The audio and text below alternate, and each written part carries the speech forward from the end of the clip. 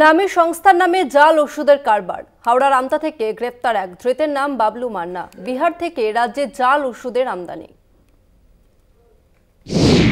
আপনি কি উচ্চ রক্তচাপের রোগী? রক্তচাপ নিয়ন্ত্রণে রাখতে আপনি কি নিয়মিত ওষুধ খান? নামী ব্র্যান্ডের ওষুধ খেয়ে কি আপনি চিন্তামুক্ত? আপনি কি জানেন সঠিক ওষুধ খাচ্ছেন কিনা? রাজ্যে এবার বিপুল পরিমাণে জাল ওষুধের হদিশ। বিহার থেকে বাংলায় জাল ওষুধের আমদানি। নামী কোম্পানির ওষুধ জাল করে কোটি টাকার ব্যবসা। হাওড়া থেকে গ্রেপ্তার লিঙ্কম্যান। বাজেয়াপ্ত কিছু, এখনো অধরা বাকি জাল ওষুধ। জালিয়াতির শিকড় কত দূর ছড়িয়ে? ওষুধের গায়ে লেখা নামী ব্র্যান্ডের নাম, দামটাও নিহাত কম নয়। চিকিৎসকের প্রেসক্রিপশনের উপর ভরসা রেখে নিশ্চিন্তে সেই ওষুধ কিনে বাড়ি ফিরছেন রোগীরা। কিন্তু সেই ওষুধই যদি ভেজাল হয়? হাওড়ার আমতায় এমনই এক জাল ওষুধের কারবারির খোঁজ। ধৃতের নাম বাবলু মান্না।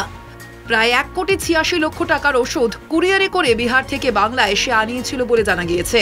এদিন স্বাস্থ্য দপ্তরের আচমকা হানায় উদ্ধার হয়েছে 20 লক্ষ টাকার ওষুধ। বাকি ওষুধ গেল কোথায়? সন্ধানে স্বাস্থ্য দপ্তর।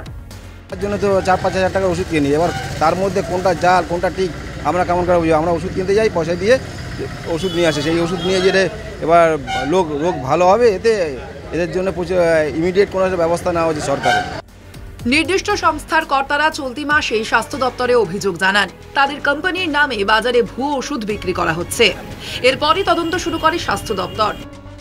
যেটা আপনারা কেউ খবর করেননি, আমি এক্স হ্যান্ডেলে দিয়েছি, দেখবেন 31শে জানুয়ারি একটা ওষুধ কোম্পানিকে ব্যান করা হয়েছে এবং যেখানে কোভিডের জাল ভ্যাকসিন এমপির গায়ে দেওয়া হয়েছিল, ওটা রাজ্যে জাল নেই এমন কোনো জায়গা নেই। সমাধান তো নেই, আর এগুলো সবগুলোর সঙ্গে রাজ্যের পুলিশ এবং রাজ্যের সরকার এবং শাসক দল যুক্ত। এই ঘটনায় আপাতত স্বাস্থ্য দপ্তরের হাতে একজন ধরা পড়লেও এর শেকড় যে বহুদূর এমনটাই মনে করছেন অনেকেই। কলকাতা টিভি।